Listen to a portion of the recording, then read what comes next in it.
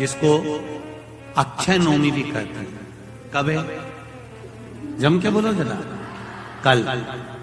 आज गोपाष्टमी है, कल आंवला नवमी है।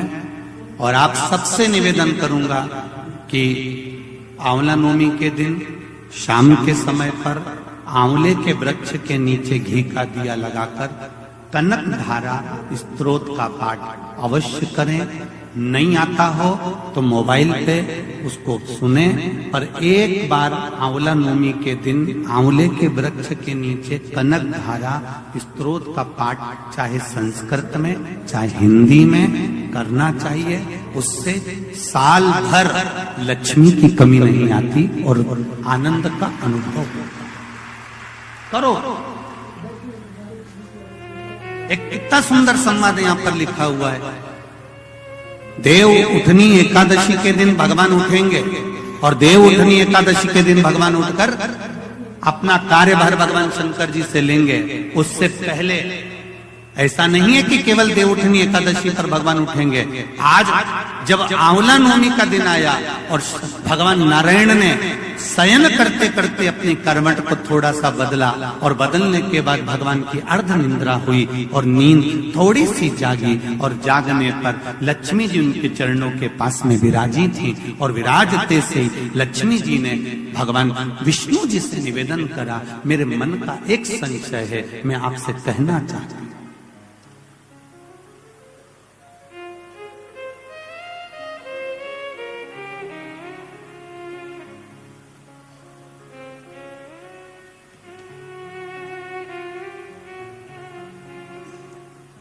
ये हमारे मन का भाव है कि हम भगवान को देव सोनी एकादशी पर सुलाते हैं और देव उठनी पर उठाते हैं।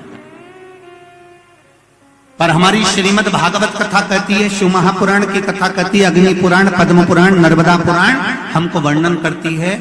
एक क्षण की निंद्रा ब्रह्मा जी को आई थी और ब्रह्मा जी की झपकी एक क्षण की लगी थी और हाथ से वेद नीचे गिर गए थे। वेद नीचे गिरे, हयग्रीवा ने धारण कर लिए और चारों तरफ पानी पानी हो गया और पूरी पृथ्वी पानी में जल में मग्न होने लगी। जरा विचार करिएगा, एक क्षण की निंद्रा ब्रह्मा जी को आई और वेद हाथ से चले गए और पानी पानी हो गया। और हम कहते हैं कि देव सोनी एकादशी पर देवता सोते हैं और देव उठनी पर उठते हैं। अगर 4-6 महीने जम के अगर वो सो गया तो एक भी नहीं दिखेगा भीगण का।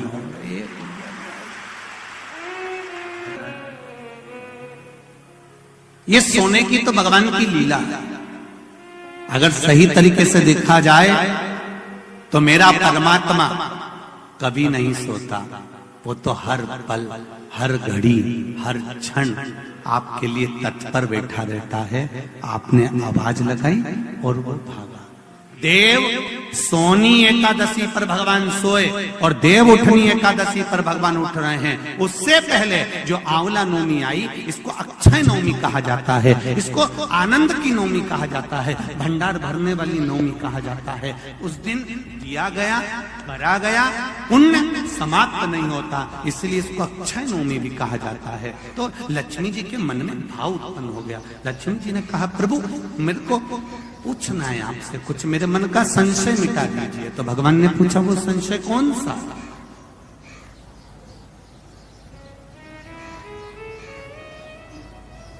क्या संशय है आपका?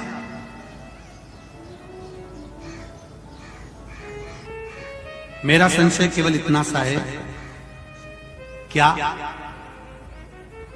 सोने से पहले आपने भगवान शंकर को पूरी सृष्टि का भार दिया था? क्या शंकर भगवान पूरी सृष्टि को सही से चला रहे हैं? आपको ज्ञात है? भगवान विष्णु बोले, हाँ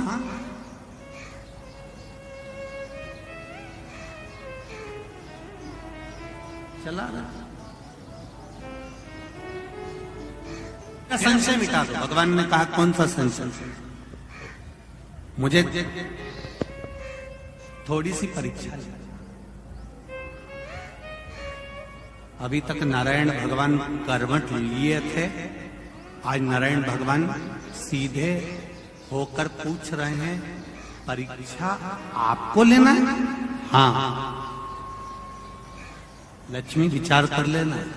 लक्ष्मी, तुम्हारे मन में क्या शंकर भगवान के प्रति भेद उत्पन्न हो रहा है? शिव जी के प्रति भेद उत्पन्न हो रहा है? मेरा एक निवेदन पूर्ण श्रोता भाइयों से निवेदन है, शंकर भगवान पर कभी भेद उत्पन्न मत करना। क्या शिव जी को जल चढ़ाने से ऐसा होता है? क्या बेलपत्री खाने से ऐसा होता है? पहले चढ़ाकर देखो, खाकर देखो, लाभ हो तब विचार करिए कि हाँ होता है। को हम अपने जीवन में उतारें कि आंवला नवमी के दिन आंवले के वृक्ष के नीचे कुछ खाने का नियम क्यों है? बोलो, यहाँ से पहले लोग आंवला के पेड़ के नीचे पिकनिक मनाने जाते थे कि नहीं जाते? आंवले के वृक्ष के नीचे बैठते कि नहीं बैठते? क्यों? कोई तुमसे पूछे, कल के बच्चे तुमसे प्रश्न कर लेंगे, मम्मी ये आंवले के वृक्ष के नीचे क्यों पूजन करती हो? आंवले के पेड़ के नीचे क्यों जाती हो? आंवले के वृक्ष के नीचे पिकनिक मनाने क्यों जाना चाहिए? आंवले के वृक्ष के नीचे कुछ क्यों खाना चाहिए? आंवले के नीचे बैठकर दीप क्यों जलाना चाहिए? आज के बच्चे, जो विज्ञान का युग है, इस विज्ञान के युग के बच्चों को विज्ञान के साथ जोड़कर बताना पड़ेगा आपको कि आंवले के वृक्ष की महत्वता क्या है।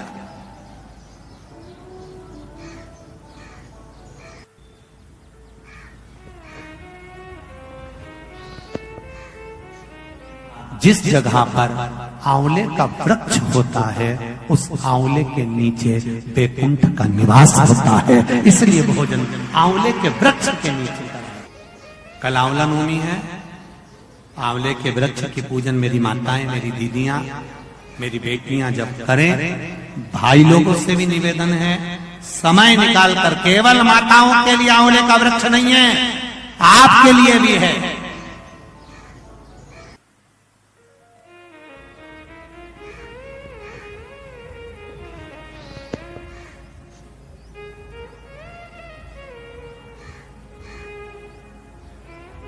और मेरी माताओं से एक निवेदन, आंवले के वृक्ष के नीचे पूजन करने जाओ, रे पत्ती भी अगर पड़ी हुई है तो उसको भी थोड़ा सा उठा कर लिया ना। अगर घर का कोई व्यक्ति नहीं गया होगा तो उसको मस्तक पर घर में ही वो पत्ती लग जाएगी, तो बैकुंठ का भाव तो उसके पास तक पहुंच जाएगा। उतना भी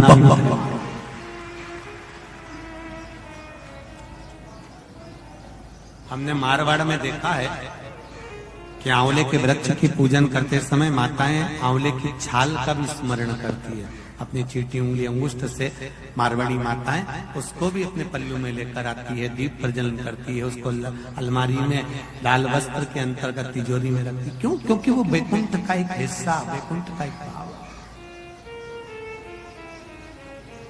ब्रह्मदेव करें आंवले के वृक्ष के नीचे शंकर भगवान भोजन कर लें तो बैकुंठ के भोजन का फल मिलता है।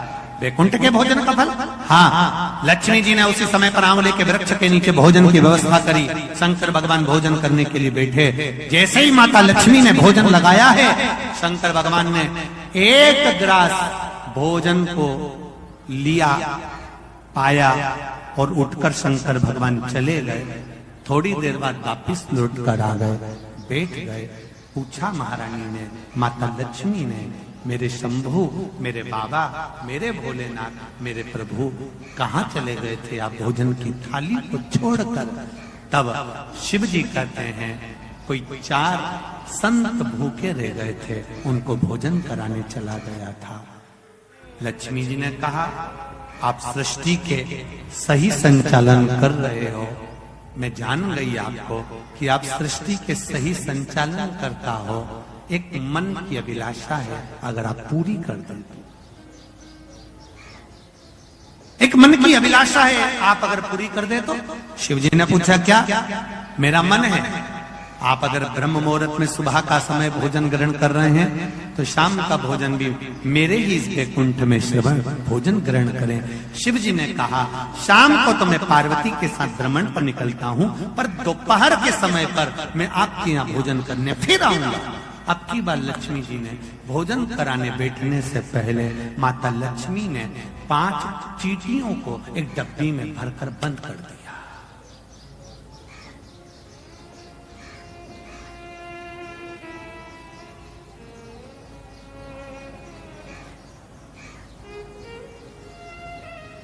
पांच चींटियों को माता लक्ष्मी जी ने डब्बी में बंद कर बंद कर दी, भर बंद करा। शिव जी भोजन करने बैठे, बड़े प्रेम से भोजन पा रहे हैं भोलेनाथ, और आवाज लगाया भोलेनाथ जी ने, अरे लक्ष्मी, तुम्हारी माता ख्याति देवी मुझको ऐसी भोजन कराती थी,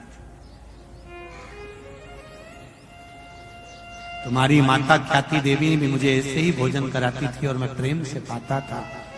आज लक्ष्मी, आपके हाथ का भोजन कर कर मुझे ऐसा लग रहा है कि मेरी माता, आपकी माता ख्याति देवी ही मुझे भोजन करा रही है। आपको माता के रूप में आज मैंने देखा है, जैसे ख्याति देवी को देखा वैसे आपको देखा। तब भोजन पेट भरकर शिव जी ने जब किया, आचमन करा, लक्ष्मी जी ने कहा, भगवान नारायण ने आपको पूरी सृष्टि का भार तत्व दिया है कि पूरी सृष्टि का बोझ, पूरी सृष्टि का संचालन आपको करना है, पर मेरे मन का संशय यहीं धरा की धरा रह गया। आप पेट भरकर भोजन कर लिए और 5 चींटी भूखी रह गई।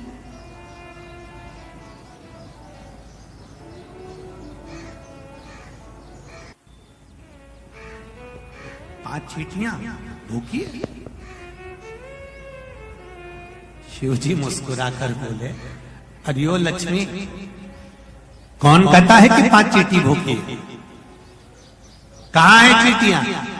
लक्ष्मी जी कहती है, डब्बी में मैंने चींटी बंद कर रखी, 5 चींटियां भूखी है और आपने भोजन किया। जब भगवान विष्णु ने अपनी सृष्टि का भार आपको दिया था, तो बिना उनको भोजन कराए आपने भोजन कैसे कर दिया? देवाधिदेव महादेव शंकर भगवान कहते हैं, लक्ष्मी, किसी पर आक्षेप लगाने से पहले, उंगली उठाने से पहले, ये 3 उंगलियां अपनी ओर जाती हैं कि अपने अंदर झांक कर देखो कि तुम कैसे हो। पहले विचार करो, फिर उंगली उठाओ।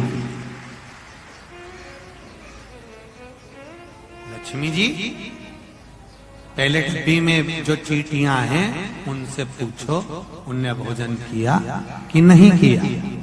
मैंने तो सुबह से चींटियों को बंद कर कर रखा है, भोजन कहां से कर लेंगे? डब्बी खोली, चींटी के मुख में चावल का छोटा सा भाग फंसा हुआ था। लक्ष्मी जी की आंख से जल बहने लगा। भोलेनाथ, इनके मुख में चावल कहां से आ गया? शिव जी ने कहा, लक्ष्मी, तू जब चींटियों को बंद कर रही थी ना, तो तुझे दोष ना लगे, इसलिए तूने चींटियों के चरण को धोख लगाया था कि मेरे साथ परीक्षा में तुम शामिल हो जाओ, मेरे साथ थोड़ी देर के लिए तुम डब्बी में बंद हो जाओ। माना तुमको कष्ट होगा, इसलिए मैं सिर झुकाकर तुमको नम्र करती हूँ, क्षमा मांगती हूँ। जब तू क्षमा मांग रही थी, तेरे कुंकू में जो चावल फंसा था, क्षमा मांगते समय डब्बी में गिर गया था। वो चावल चींटियों ने ग्रहण करा। वो अक्षत, वो चावल चींटियों ने ग्रहण किया।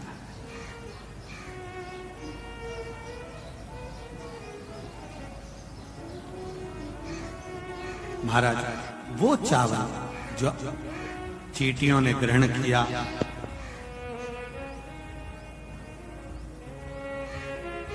बस चींटियों का भोजन पहले हुआ। लक्ष्मी जी की आंख से जल बह रहा और रो रही। क्षमा चाहती हूं, मैंने थोड़ा सा गलत सोच लिया, विचार कर लिया, आप क्षमा करें मुझको। शंकर भगवान ने कहा, लक्ष्मी जी, क्षमा मत मांगो, एक काम कर दीजिए। क्या? बस एक कार्य चाहिए। अक्षय नवमी, आंवला नवमी के दिन जो आंवले के वृक्ष के नीचे दीप दान करेगा, शाम के समय पर संध्या काल के अंतर्गत, तो उसके घर में कभी संपदा की कमी ना हो। लक्ष्मी जी ने कहा, प्रभु आपकी आज्ञा, मैं स्वीकार करता, मैं स्वीकार करता। जितने भी लोग कथा श्रवण कर रहे हैं और जो लोग नहीं सुन पा रहे हो, इस कथा की एक छोटी सी बात जनमानस तक पहुंचाइए कि आंवले के वृक्ष के नीचे आंवला नवमी के दिन शाम के समय दीप दान अवश्य करें, जिससे आपके जीवन में खुशियां समाहित हो, जीवन में आनंद की अनुभूति, जीवन का सुख प्राप्त।